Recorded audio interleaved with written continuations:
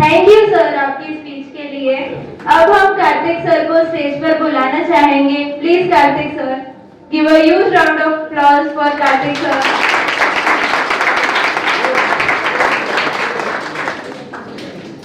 Mobile એટલો જોડે ખબર નહીં પડે કેટલું બોલીશ. પ્રોફેસરોની આદત હાથમાં માઇક પકડાઈ દો એટલે પછી બોલ્યા જ કરે. અને આશા નથી કે મારો બીજો દોરો મારો આવી જશે, પણ ચલો મજા આવી. પહેલા તો સૌથી પહેલા તમે બધાને જોયા અહીંયા જે રીતે સ્ટુડન્ટ્સ બધું પોતે ઓર્ગેનાઇઝ કરી રહ્યા છે. તો હું જ્યારે છોકરાઓ જોઉં છું ને, યુ ઓલ આર એનર્જી. તમારી અંદર જ્યારે ઇન્ફાઇનાઇટ કેપેસિટી છે. હવે એને કઈ રીતે નર્ચર કરવામાં આવે એ ડિપેન્ડ કરે છે એક સારા ટીચર ઉપર, અને મને પૂરેપૂરો વિશ્વાસ છે કે પાર્થ સર એવા ટીચર છે.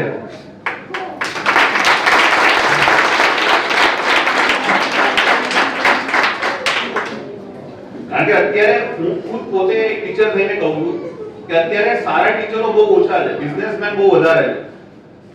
જે દિલથી ભણાવતા હોય, જે પોતાની વસ્તુઓ સેક્રિફાઈસ કરી, પોતાની પર્સનલ લાઈફ સેક્રિફાઈસ કરી અને છોકરાઓને કંઈક સારું આપી શકે એવું કંઈક કરતા હોય તો એમાંના એક પાર્થ સર.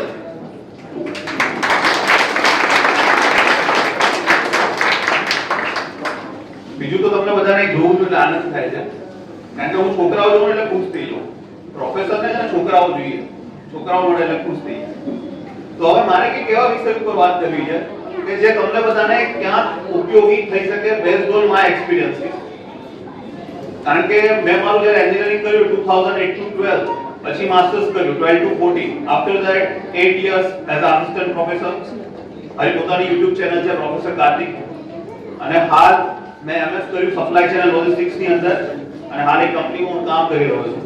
એટલે મારું તમે પ્રોફાઇલ જોશો સ્ટડી એવું દેખાશે તમને. પણ મારે તમને એક વસ્તુ કેવી રીતે અત્યારે હું જોઉં છું ને, તો તમે બધા ઓલમોસ્ટ લાઈક મને એવું લાગે છે કે 8 સ્ટાન્ડર્ડ ની આજુબાજુ બધા દેખી રહ્યા છો, અને ઘણા પેરેન્ટ્સ બી અહીંયા છે. તો તમે તમારા છોકરાને કઈ વસ્તુ શીખવાડશો, કઈ વસ્તુ સૌથી વધારે ઇમ્પોર્ટન્ટ છે? તો આપણે પહેલા એવું કહેતા હતા નોલેજ ઇઝ પાવર, બરોબર? Knowledge is monopoly. બટ અત્યારે આપણે એ સમયમાં છીએ, આપણે અત્યારે જમાનામાં છીએ કે નોલેજ ઇઝ નોટ પાવર, બરોબર? Knowledge is not one's monopoly. અત્યારે દરેક વસ્તુ તમારા ફિંગર ટિપ્સ ઉપર છે. તો હું છોકરાઓને પણ એ કહું છું, આપણે એજ્યુકેશન કે stress free, education stress free, education always stress free જ હોય. એજ્યુકેશન હંમેશા તમને એન્જોય કરાવે એવું જ હોય, પણ એ તમે કઈ રીતે એને લો છો એ તમારા ઉપર ડિપેન્ડ કરે છે. જેમ કે એક સિમ્પલ એક્ઝામ્પલ આપું, જેટલા પણ છોકરાઓ અહીંયા બેઠા છે, જેટલા પણ એમના પેરેન્ટ્સ અહીંયા બેઠેલા છે, તો તમને કોઈ પણ એક એક્ઝામ્પલ આવતો હશે મેથ્સ ની અંદર કે સાયન્સ કે વોટેવર તમે જે સબ્જેક્ટ ભણતા હશો એની અંદર, તો છોકરાઓને શું કહેવું હોય છે કે સર જે કરાવે ને તે રીતે પછી એનો આન્સર ગોતી લેશે, અથવા કઈ રીતે ગાઈડમાંથી ગોતી લેશે. પણ સૌથી ઇમ્પોર્ટન્ટ સ્કિલ આજના જમાનામાં જે મને લાગે છે પ્રોબ્લેમ સોલ્વિંગ સ્કિલ. નોલેજ તમારી પાસે છે, તમારી પાસે એક પ્રોબ્લેમ છે, ધ્યાનથી સમજજો આ વસ્તુ. તમારી પાસે એક પ્રોબ્લેમ છે, નોલેજ ઓલરેડી અવેલેબલ છે. એ નોલેજનો તમે ઉપયોગ કઈ રીતે કરશો કે જેથી તમે એ પ્રોબ્લેમને સોલ્વ કરી શકો, એ આજના જમાનાની ડિમાન્ડ છે. એટલે સ્ટુડન્ટ જેટલા બી છે બધાને એવું કહેવા માંગુ છું કે તમારે કોઈ પણ પ્રોબ્લેમ હોય તો તમે કઈ રીતે સોલ્વ કરશો. તો પહેલી વસ્તુ કે તમને 100% તમને પહેલા ખ્યાલ હશે જ નહીં. બેઝિક આન્સર તો સર પાસે શીખવા જ પડશે, પણ એ પછી તમે એ વસ્તુનો આન્સર કઈ રીતે લાવો છો ઇમ્પોર્ટન્ટ છે. ઘણા લોકો ગાઈડમાં જોઈને વસ્તુનો આન્સર લાવી દેશે, બટ તમારે શું કરવાનું છે, એ આન્સર તમારી રીતે ફાઇન્ડ કરવાની કોશિશ કરવાની છે.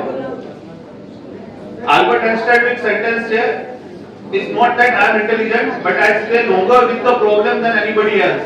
તમે પ્રોબ્લેમ સાથે કેટલું સસ્ટેન કરી શકો છો એ વધારે ઇમ્પોર્ટન્ટ છે. મને એવું લાગે છે કે ઓડિયન્સ એ પ્રમાણે એટલી હજુ મેચ્યોર નથી, પણ ધીરે ધીરે તમને આગળ જતા ખબર પડશે. એટલે પહેલી વસ્તુ કે છોકરાઓનો એક પ્રોબ્લેમ સોલ્વિંગ માઇન્ડસેટ ડેવલપ કરો. પેરેન્ટ્સને બી કહું છું કે તરત એને કોઈ બી વસ્તુનો આન્સર કે તરત ના આપશો, અને એની રીતે ગોતવા દો. એને કઈ બી પ્રોબ્લેમ છે ને તો એની રીતે ગોતવા દો. માઇન્ડ ડેવલપ થાય છે ને સોલ્વ કરવા માટે. તમે તરત જ એને આન્સર આપી દેશો તો તમે એનું સ્કૂલ ફીડિંગ કરી રહ્યા છો, એનું ડેવલપમેન્ટ થશે નહીં. એટલે કોઈ બી પ્રોબ્લેમ હોય તો એને સોલ્વ કરતા શીખો. કેટલા સમય સુધી એ પ્રોબ્લેમ સામે ટકી રહે છે, પછી એવું એક ગાઈડ ફટાફટ આન્સર ગોતી કાઢો. એટલે પ્રોબ્લેમ સોલ્વિંગ સ્કિલ એ મોસ્ટ ઇમ્પોર્ટન્ટ છે. બીજું તો મારે કે કેવું નથી વધારે, કારણ કે છોકરાઓ જો ખુશ થઈ ગયો. અને પાર્સલ ઘણું સારું કરી રહ્યા છે કારણ કે અત્યારે મને એવું લાગે છે કે સારા ટીચરો બહુ ઓછા રહ્યા છે અને કદાચ છે ને તો તે છોડીને હવે જઈ રહ્યા છે કારણ કે ટીચર છે ને એક શું કહેવાય સન્યાસી જેવું છે લોકો કહે છે કે ટીચરો પૈસા બહુ કમાય છે પણ જે સારો ટીચર હોય છે ને એના માટે પૈસા કરતા બી છોકરાઓનું ભણતર કઈ રીતે આગળ વધશે એ વધારે મેટર કરતું હોય છે તો બસ આટલું જ કહું છું અને પહેલા તમને બધાને પોતાના માટે તમે તાળીઓ પાડો મારા માટે નહીં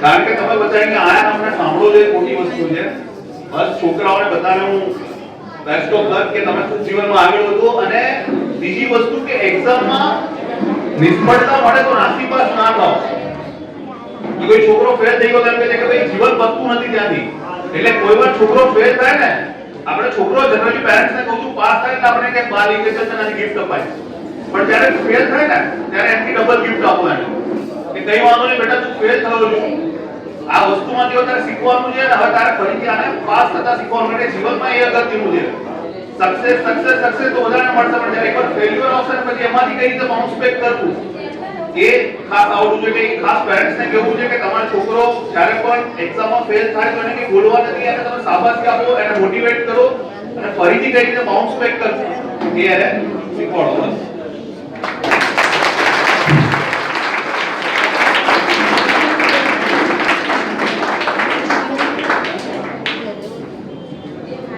Myself, Astar Chauhan, आप सभी ने जिस तरह से हमें मोटिवेट किया और सही राह दिखाई उसके लिए सभी स्टूडेंट्स की तरफ से दिल से आप सभी महानुभावों को धन्यवाद करते हैं।